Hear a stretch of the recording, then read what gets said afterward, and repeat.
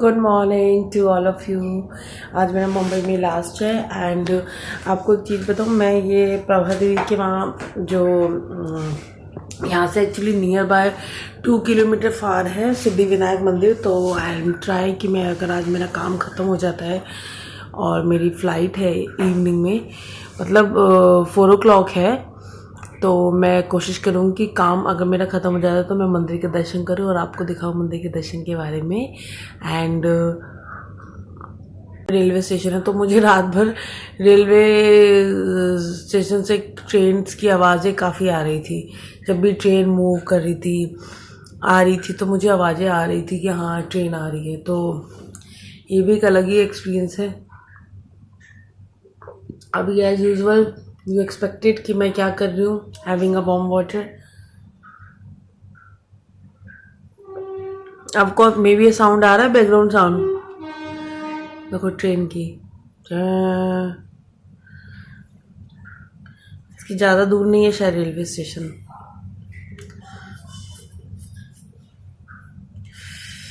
अब जो next time मुझे आना होगा ना तो मे बी झंझट नहीं होगी RT-PCR की, मैं अपना वैक्सीनेशन सर्टिफिकेट दिखा सकती हूँ। वेदर की वजह से काफ़ी प्रॉब्लम हो रही है। अब यहाँ इतनी गर्मी है, मैंने AC चला रखा है और दिल्ली में मॉम से अभी बात हुई थी, वहाँ बहुत ठंड है। तो सोचो मैं यहाँ से ऐसे करके फिर वहाँ जाऊँगी, कितना फ़र्क है गर्मी और ठंडी का। तो ये तो प्रॉब्लम आ ही जाती है सीरियसली। मैं एक काम करती हूँ, ब्रेकफास्ट पहले कर लूँगी फिर नहाऊँगी, बिकॉज अगर मंदिर के दर्शन करने हैं तो फिर खाली मतलब होता है ना कि खाली नहाने के बाद ही करूँ तब कुछ खाऊँ ना, खाने के बाद नहाने के बाद फिर चेकआउट कर लूँगी और उसके बाद एक जगह अपने जो ब्रांच ऑफिस है वहाँ विज़िट करना है मुझे, वहाँ पर मिलना है मुझे ब्रांच ऑफिस में। मैं लोगों से मिलने के बाद उसके बाद अगर टाइम मिलता है सिद्धि विनायक जाऊंगी, फिर वहाँ से फिर एयरपोर्ट चली जाऊंगी, तो आपको मैं दिखाऊंगी। आ गया मेरा, मैं आपको दिखाती हूँ। ये मेरा पोहा, ब्रेड टोस्ट, चाय।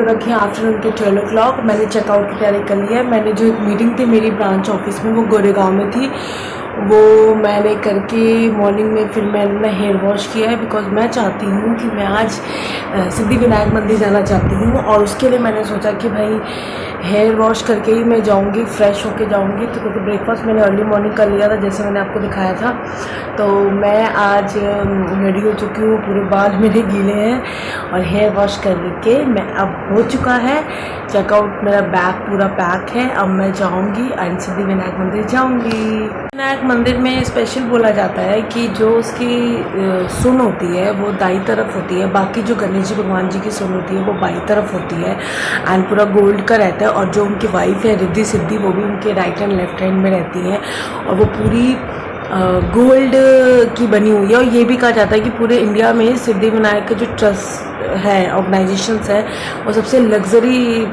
ट्रस्ट में से one of the luxury trust है। तो सिद्धि विनायक तो मैं 2-3 बार जा चुकी हूँ, बट मैंने सोचा कि आज मैं आपके साथ सिद्धि विनायक को टूर करूँगी और भगवान जी की ब्लेसिंग दूँगी सिर्फ आप लोगों के साथ। सिद्धि विनायक मंदिर है वो 1801 किसी मिस्टर पाटिल ने इसका स्थापित किया था और इसका हिस्ट्री ज़्यादा तो मुझे नहीं पता, बट इसमें स्पेशल एक बात है जो मुझे काफ़ी इंटरेस्टिंग लगी कि जो गणेश जी भगवान की जो वाइफ 2 बीवियाँ थी या पता ही होगा आप सबको, रिद्धि और सिद्धि। और इनके बाई तरफ रिद्धि रहती है और दाई तरफ रहती है सिद्धि। और जो गणेश जी भगवान की जो सूंड होती है वो हमेशा बाई तरफ रहती है, लेकिन इस सिद्धि विनायक में वो दाई तरफ है। वो मैं देखूंगी, मतलब मैंने इतना गौर कभी नहीं किया था, मैं इस टाइम देखूंगी। तो दाई तरफ उनकी सूंड होती है और वो वहाँ पे सिद्धि जी बैठती है, तो इसीलिए वो सिद्धि विनायक है। मतलब ये नाम इससे भी एक एलोकेट होता है। एंड सिद्धि विनायक मंदिर मुंबई में, इवन इंडिया में सबसे लग्जरी मंदिर है, क्योंकि इसमें पूरे साल में काफ़ी इसमें जो डोनेशन काफ़ी दी जाती है। इवन 100 से 150 मिलियन इसमें पूरे साल में वार्षिक इसमें ट्रस्ट में पैसा आता है सिद्धि विनायक मंदिर के लिए। एंड ये भी कहा जाता है कि सिद्धि विनायक मंदिर में मनोकामना पूरी होती है।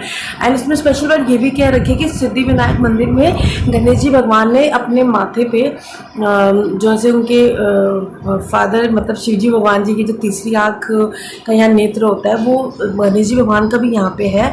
सब लोग अपनी लाइफ में बहुत खुश रहो, आबाद रहो, अपनी फैमिली के साथ इंजॉय करो, अपने काम के साथ इंजॉय करो, and live your own life as your own way, and just enjoy each and every moment. And बस यही कहना है, और मैं अब आपको मंदिर की बात बोलूँगी। ठीक है, चलो, ओके, बाय बाय।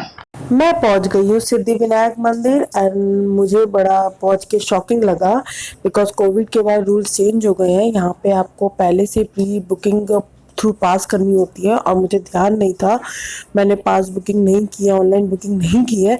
तो इनका एक दूसरा ऑप्शन है ऑल्टरनेट, कि अगर आप 1500 रुपये दोगे, ये 1500 का काउंटर है, तो आपको दर्शन हो जाएंगे। दैट मीन यहाँ पे 1500 में VIP ट्रीटमेंट है। अगर मैं 1500 देती हूँ तो वो मैंने दिया नहीं, क्योंकि ऑलरेडी मैंने दर्शन किए हुए थे, बट मुझे ऑनलाइन बुकिंग का ध्यान नहीं था कि बाद में रूल चेंज हो गए हैं।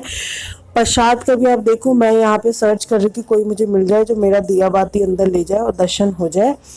मैं अभी फाउंड कर रही थी कि समथिंग कोई मुझे मिल जाता है, और मुझे फॉर्चुनेटली कोई मिल गया है। मैं उससे बात कर रही हूँ और मैं उससे डिस्कशन कर रही हूँ प्रोसेस के बारे में। तो हंसने की बात ये थी कि वो भी मुझे बता रहा है कि हमको भी ऑनलाइन पास नहीं मिला, ये सिर्फ फोटो सेशन के लिए अंदर जा रहे हैं, मतलब कुछ लिमिट तक अलाउ था। तो इसने मुझे बोला आप भी अंदर आ सकते हो।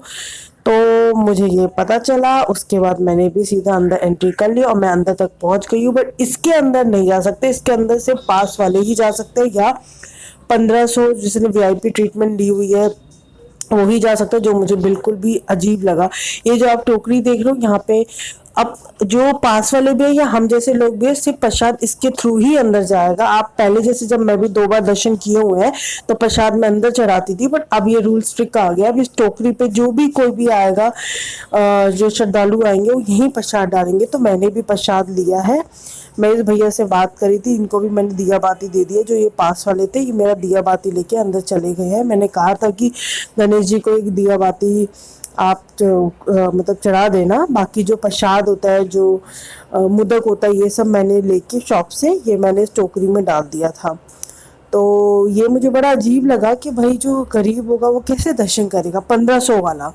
मीन चलो मैंने तो ऑलरेडी दर्शन कर रखे हैं, तब ये सिस्टम नहीं था। ये सब सिस्टम कोविड के बाद आया पास वाला, और मेरे भी माइंड से स्किप हो गया कि ऑनलाइन बुकिंग करनी होती है, और बुकिंग 2-2 दिन की वेटिंग होती है।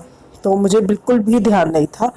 बट उधर तो मैं वो भैया को देख रही हूँ एक्चुअली अंदर, मैंने एक्चुअली दिया बाती दिया हुआ है। तो मैं उनसे पूछ रही थी कि आपको कहीं पुलिस ने रोक तो नहीं लिया कि वो भी सामान सीज कर लिया, बट वो उनको अलाउ कर दिया था। एंड वो एकदम से बिना दिए बाती के साथ वो चले गए अंदर। जो पिक है, ये पिक है मेरी 2019 की। यहाँ मैंने सिद्धि विनायक के दर्शन किए थे। भैया आप एक बात बताओ, सिद्धि विनायक में ये जो दर्शन करने वाली बात थी, सिद्धि विनायक में ये पास वाली चीज पहले तो होती नहीं थी, बाद में कर दी इन्होंने पास वाली चीज, ठीक है। उसके बाद वो 1500 रुपये जो VIP लोगों के लिए कर दिया, मतलब जो गरीब लोग होंगे वो तो दर्शन ही नहीं कर पाएंगे।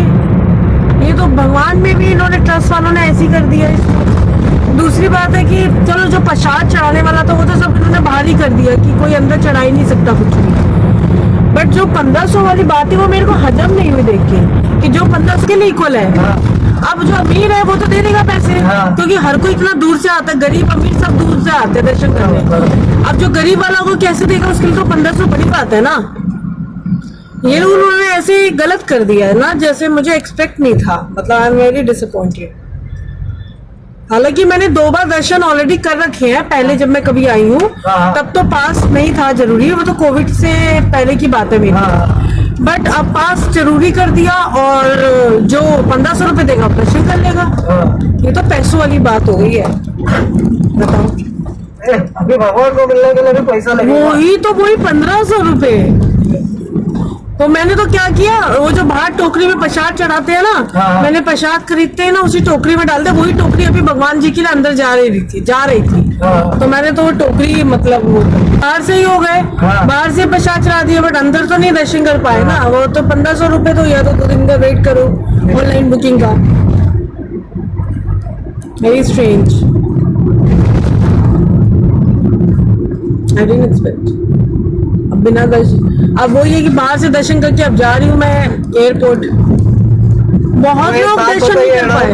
हाँ, कोविड हो गया, लोग भूखे मर रहे थे। वही भगवान आके हेल्प नहीं किया किसी की। यूपी वाले बंदे लोग यहाँ से चल के गए यूपी तक का, वहां पे जाके मर गए। कोई भगवान आया क्या कि भाई अभी कोविड आ गया तो ये तुम्हारे लिए मैंने ये करके रखा हूँ करके। तो ऐसा है।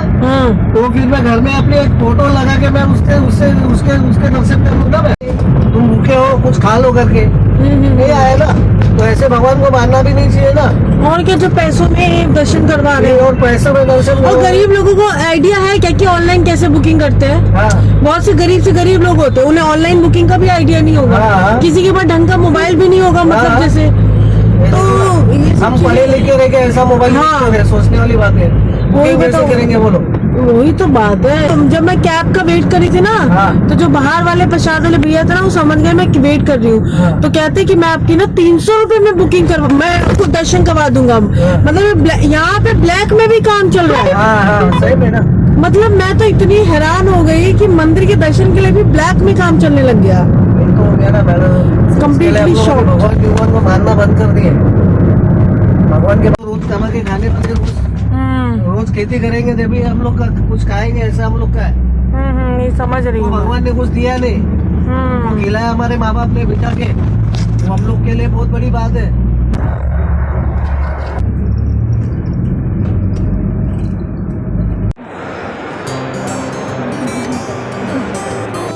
और अभी तक मेरा गेट नंबर भी डिस्क्लोज नहीं किया है।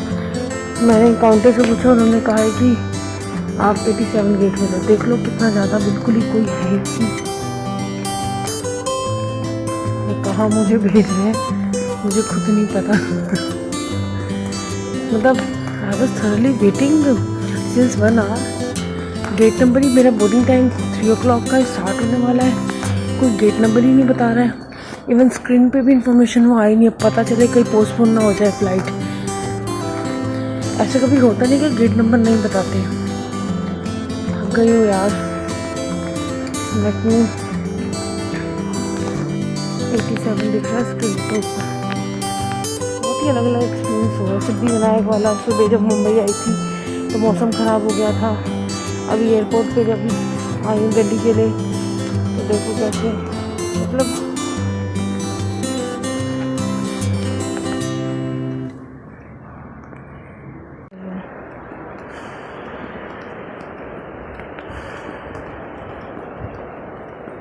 "87 गेट नंबर पे आ गई हूँ। और अभी भी पुलिस वाले कह रहे हैं कि मे बी प्लेन की अराइवल ही नहीं हुई, इसलिए वो गेट नंबर डिस्क्लोज नहीं कर रहे हैं। उन्होंने बोला है कि मैं जो स्क्रीन आती है उस पर मैं सर्विलेंस में उसको वॉच करती रहूँ तो गेट नंबर मतलब डिस्प्ले हो जाएगा। मीन्स मे भी एक अलग ही एक्सपीरियंस मिल रहा है इस बार।